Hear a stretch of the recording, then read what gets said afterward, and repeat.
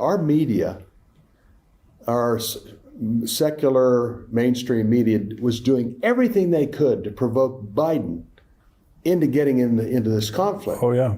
And same thing with the European press. We're trying to get NATO more involved. Yeah. You know, if that was a Republican president like Trump or Bush, I don't think that would have happened that way. But I'm going, what are they doing?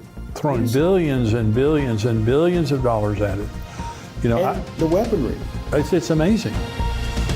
Welcome to the Tipping Point Show. I'm Jimmy Evans. I'm so thankful that you've joined me today. I have Bill Koenig joining me today, and we're going to be talking about Israel, all things Israel. There are so many things happening, and I want you to stay tuned for this. Let me remind you that on September the 16th, we have our prophecy conference coming up. It's going to be all day long. We have Rabbi Jonathan Kahn. We have Pastor Ed Young. We have Dr. Tony Evans, myself, Dr. Mark Hitchcock. It's going to be a great day. We want you to be there. Go to endtimes.com and just look there under our conferences and you'll see all the details, and we have reserved seating. So go on there. If you're a paid subscriber to endtimes.com, you get a 50% discount. If you're bringing a group of 10 or more from a church or something, you get a 40% discount. So be sure and go on there.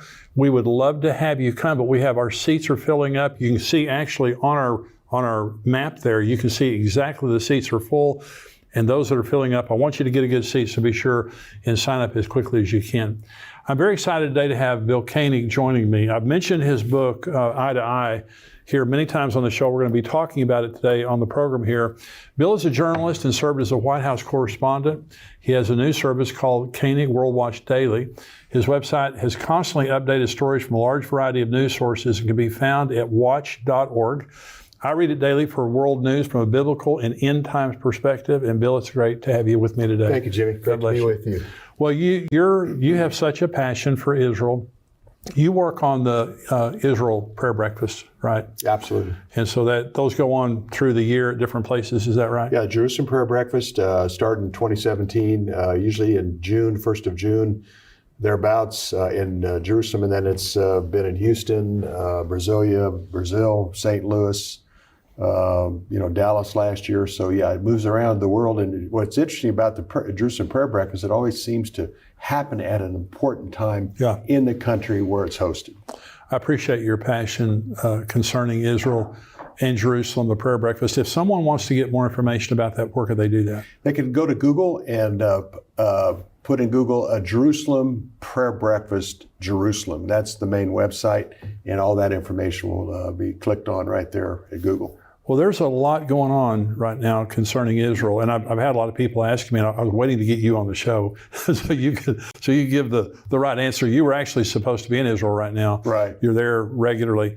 There are so many things, and we were mentioning before the show, it's just like a pressure cooker right now, of just from all angles. There's just so much pressure building on Israel. What do you think when you look at Jerusalem, when you look at Israel right now?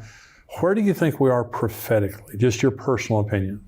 You know, Jimmy, I've been at this for 26 years. I've seen it ebb and flow over the years, and right around 2000 was significant. Then with 2001, with the terror events of 9/11, the pressure that was being applied on Israel at the time, Bush, Ariel Sharon was involved, Crown Prince Abdullah, that was an intense time. And then there was a lot of pressure during Obama's 2 terms to make peace. John Kerry and Hillary Clinton were very involved in that, and then there was tension in the area at that time. But the big problem all along, Iran. That's been we watch Iran, Jimmy. You know, we obviously watch Iran, we watch Turkey, we watch Russia. But I think that Iran is talking with much bravado right now. They're developing a nuclear program. Yeah. They are burying it deeper and deeper in the sands of Iran. And I think it's, they're deploying missiles in Yemen, Iraq, Lebanon, and Syria. That's more serious than the rockets. I mean, there are 150,000 rockets right now pointed at Israel, but 15,000 missiles in Lebanon and Syria, that's a concern. So that's, I watch Iran closely. Pastor W.A. Criswell down at First Baptist used to always say, if you want to know where things are standing biblically and prophetically, watch what's happening with Jerusalem, God's time clock. Right. That's what we do, but also Iran is a major player absolutely. that we keep a close eye on. prophetic significance. And so you were saying they're burying what Iran is saying is they're going to be able to bury their nuclear facilities in those mountains to where the bunker busters don't work. But you're saying that Israel's got a way around that. Yeah, it was interesting because over the last few years, we've provided Israel a lot of bunker busting bombs. And the purpose of that was to be able to penetrate those facilities that they're building under the ground, bearing their nuclear program or missiles and deployment of missiles. But a good friend of mine, Yoram Ettinger, used to be a consulate general down in Houston for Israel and also worked out of the Israeli embassy in Washington, told me, he said, we received the bunker busting bombs and then we improved them significantly. And so we're not concerned. So I think Israel probably knows exactly the depth of those with their intel, and they'll be prepared for that. But Iran thinks they're going to be able to bury underneath, and the bunker busters won't be able to hit them. But they'll get there. Well, it's like the Stuxnet virus. Right. They're in all those facilities. They've got moles. Israel has moles in all those facilities. You know that. Yes. Now, so what do you think, Bill? Because it seems to me like, when Benny Gantz was the defense minister there in Israel, like 2 years ago, he said they'll have nuclear weapons in 3 weeks, And I mentioned it here on the show, and I think everybody got up in a tizzy. I think I got them up in a tizzy because this is the defense minister. Well, there's so much hype and so much rhetoric that goes on. However, Iran has been at this for a long time. They've defied the world community. They have not allowed the scrutiny of the United Nations or the groups involved in that. So what do you think timing-wise? It just doesn't seem to me like Israel has a lot of time to wait. They have the missiles, they have the capability today that they didn't have 2 years ago to strike Israel with a nuclear missile. And so what do you think as far as timing is concerned? How critical is the timing? And do you see Israel preemptively bombing Iran anytime soon? That's a good question, Jimmy. Probably the one that I have the most interest in right now is what is the red line?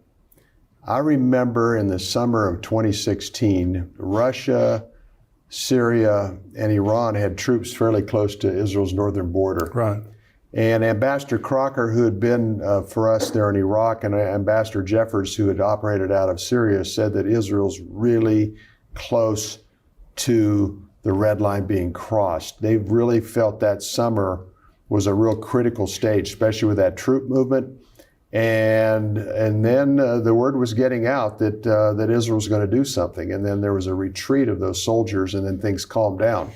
So there was a defined red line at that time. And I think there is definitely a red line in place right now. No one's on the world stage speaks more effectively than Benjamin Netanyahu about the Iranian threat. I was there in Capitol Hill when he spoke to Congress, I think it was 2015, and warned of the threat of Iran. He knows what the problem is. His challenge previously was to get the defense community to back him, his defense minister and others to back him. And with that said, I do know that probably the reason Netanyahu's back in office is 75 to 80% of the Israelis want him to be the prime minister in the time of a conflict with Iran. Right. So what's important is to get the defense industry or defense establishment behind him. In some ways, they're very concerned about a war with a very significant big country. That's also, those are the Persians are very smart people as well. Yes, they are. And I think, Jimmy, I hope it's not Israel's gift over the years has been the gift of preemptive strikes, hitting before thought, hitting before known. And I'm concerned in that kind of dynamic between Netanyahu and the defense establishment.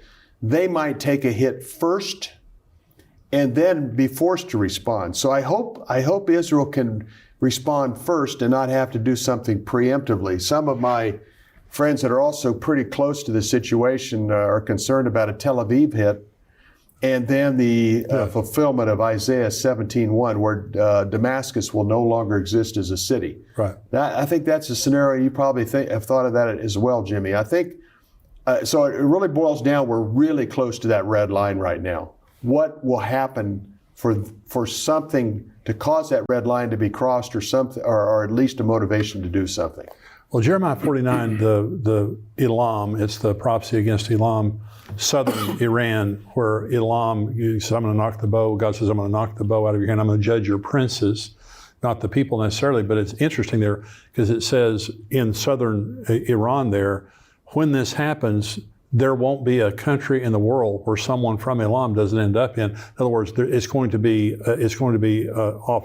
off limits to humanity after this strike occurs. Well, that's where a lot of their nuclear facilities are. It's where a lot of their missile launchers are there. And we've had Bill Salas on the show, and he does a lot of this. But it makes sense when they had the Chariots of Fire exercise last year with the United States, and they had all their military branches. Israel had all their military branches planning a preemptive strike against Iran, followed by defending their borders. Okay, so you have the Psalm 83 war, you have the Jeremiah 49 war against, it's not necessarily a war against Iran, it's a judgment against Elam. But just imagine that Israel bombed southern Iran and the Bushehr nuclear facility, the missile launchers that are there, it became a nuclear waste zone. Immediately followed by a regional war, which is Psalm 83. Now, I think Psalm 83 could have been fulfilled in the War of Independence. But Psalm 83 is all the regional actors, including Jordan, including Egypt, and all these. Once the strike happens, they attack, followed by Isaiah 17:1, the Damascus, and Gog and Magog. So it could happen in about a week. Absolutely, Jimmy. And Bill Salas and I have been on Jeremiah 49, 35 through 39 for quite a while. Bill's done the most comprehensive teaching on that. And that's a prophecy that kind of slipped through. And over the last couple of years, Salas, myself, and a few others have really focused on, you as well, on that. It's very significant. And I think what's also significant when you look at that scripture is it looks like many people are going to come to know the Lord during that time of attack. This is another opportunity of the favor of God with the Persians for many of them to come to Jesus. So I think it has a very significant event. And like Bill says, it's in the southern part of Iraq, which you mentioned, Jimmy. And I think that's where Iran will be smacked. I don't think the United States will be part of it, even though the United States and Iran are doing some things right now, military maneuvers, and basically telling Iran, back off. It'll probably be Israel. And then, obviously, the Gog Magog will be Iran once again. Well, Bill said that the believers of Iran are so excited about that happening because they can't wait to go to another part of the world and tell somebody about Jesus. Oh, absolutely. They're passionate. Yeah. There revival's happening in Iran, which is amazing. One of my friends over in Egypt who had the largest church in the Middle East, I said, so then they go all over the Middle East. They have sporting events where they evangelize Muslims. And I said, so wait a minute, so you have these sporting events, you talk about Jesus? He said, oh yeah, very openly. And I said, they don't get mad? He said, not if you have a sporting event. He said, these men come and anything, they'll motorcycle jump in and all this kind of stuff. Oh, that's awesome. And they talk about Jesus. And I said, well, where's the easiest place to get people saved? He said, Iran. Because it's the Islamic Republic of Iran, and it's horrible, and the people hate it, and they're so disillusioned with Islam because of the government there. And so they're looking for something else. And Jesus is appearing to people in the Middle East. That's right. According to Tom Doyle, Tom's a Dallas guy, a Dallas seminary guy, and Tom and his wife Joanne have done tremendous work throughout the Middle East. Tom's written a couple books with Thomas Nelson of exactly that, Jimmy, where Jesus is appearing to people in dreams and even some cases physically. Yes. And that's, it's a difficult place to share the gospel. And so Christ is going directly to them. Can't keep Jesus out. No, you can't, even there. Well, let's talk about Ukraine for just a minute. Now, the prophecy, the Ezekiel 37 and 38 prophecy against Gog, that's a man. Okay, and then Magog, the land of Gog. And then you have Meshech, Tubal, Persia, Iran, you have Togarmah, all these places that are in Turkey today. So all these nations are in place. They're all aligned, philosophically and politically with Russia. Russia's the strong man. So a lot of people, and I have a lot of questions about the Ukraine and Vladimir Putin. Now, this is just totally my opinion, but I believe if the Ezekiel 37 and 38 prophecy is one that is current, that's going to happen in the next few years, Vladimir Putin's Gog. I mean, he is. And now, if it's later, somebody else is going to have to take his place. But he's I think from a friend of mine, I was interviewing a friend of mine, I'm not going to say his name, in Russia a few weeks ago. They like Putin over there pretty much because they see him as a restraining force of the moral degradation of the West. Right. That's a funny thing to say. No, it's true. But it's true.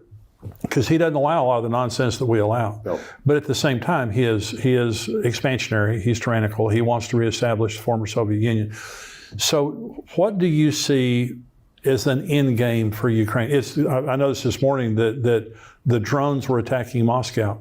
These attack drones were attacking Moscow. So what do you see? Do you see an end game here for Putin? Do you see an end game for that war? Yes, that is so interesting because Israel's had a good relationship with Russia, but the war in the Ukraine has actually created tension in that relationship. Mm-hmm. One of the top intel guys, Mordecai Kadar in Tel Aviv, said Netanyahu could pick up a phone and be in Putin's office within 24 hours almost any time, and if he couldn't meet there, he would talk. Right. They had such a good relationship. And then there was some tension during Bennett and Lapid's time in office as top leaders of Israel. And so that was a tense moment. And then when Israel voted with the Ukraine. That's right. At the UN, that created a lot of tension between Russia and Israel that had not been there. At that time, Israel had the right to go in and deal with go in and out of Syria and take out Iran nuclear missile shipments and military shipments. So I remember the foreign minister said, Russian foreign minister says Israel doesn't have the right to declare sovereignty over the Golan Heights. Yeah, there you go. Which Trump was very adamant about that Israel has that. So they all of a sudden this tension started developing over, and Zelensky was asking Israel, we need your help. We need more sophisticated equipment. We need your intel, and we also need your defense system to be able to counter the Iranian drones that the Russians are now using. Right. And that created additional pressure on Israel. But what happened, it's just amazing how all this is being weaved together. Iran and Russia are closer now than they have probably ever been militarily. Yeah. I remember when I was in Jerusalem in November, talked to a pastor from the Caucasian Mountains, and he said Russia and Iran are having a lot of behind-the-scenes negotiations on how to cooperate more militarily, having to do with the Ukraine, and at the same time, Iran would be buying Russian military equipment. So through this Ukraine situation, Russia and Turkey are closer. Yeah. Russia and Iran are closer, but especially the Iran-Russia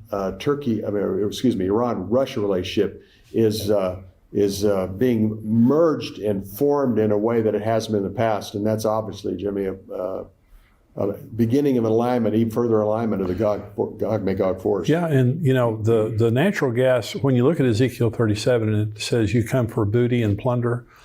When they attack, it says there's two reasons that it's listed there is why the Gog and Magog Coalition invades Israel. One is booty and plunder, and the other is to come against a land that was uninhabited and is now inhabited. In other words, the Russians want the natural gas, 31 trillion cubic feet of natural gas in the Mediterranean, off the Mediterranean Absolutely. coast. But the Muslims want the land, and they want Jerusalem back. That's right. And so you have two separate agendas. You have these, and so it is an Islamic coalition except for Russia. Right. And so Russia has their own interest in that. They also want, obviously, a seaport on the Mediterranean and all the riches that come with that there. So one of the things that I look at, Bill, is Putin has been horribly embarrassed. And so everyone would have said, and I remember when Mitt Romney was running for president, and he was talking about Russia being a major threat. But they are a regional power. They're not the economy of Russia is smaller than the economy of Texas. So they don't have a huge economy. The main thing they have is the Soviet era nuclear weapons. Absolutely. And that's their, that's their go-to. They, threaten to nuke anybody who looks at them. But Putin has been embarrassed by the conventional war that's being waged in the Ukraine. And Russia's been damaged. They've lost, I don't know how many soldiers, they've lost a bunch. And so at the same time that he's been embarrassed here and they've suffered military setbacks, he's also suffered economic setbacks because the Europeans shut off the gas pipe from Russia, and the Nord Stream pipeline was destroyed and all that. So now you have Israel making deals with Europe to be their supplier. They're supplying Egypt, they're supplying other areas, but they're supplying, there's a lot of money and a lot of influence there. The Gog and Magog war is heating up. It's going to happen someday.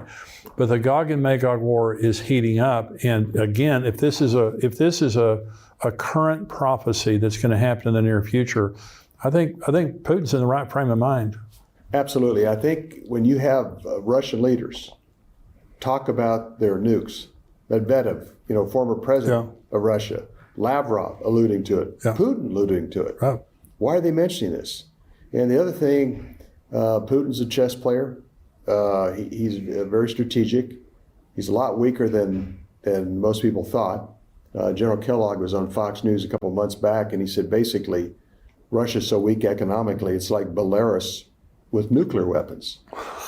I'm sure Russia didn't like hearing that, but he said, "Oh, look, they're not much of a threat." But they have, what was so interesting about the Ukraine, our media, our secular mainstream media was doing everything they could to provoke Biden into getting into this conflict. Oh, yeah. And same thing with the European press. We're trying to get NATO more involved. Yeah. If that was a Republican president like Trump or Bush, I don't think that would have happened that way. But I'm going, what are they doing? Throwing billions and billions and billions of dollars at it. And the weaponry. It's amazing.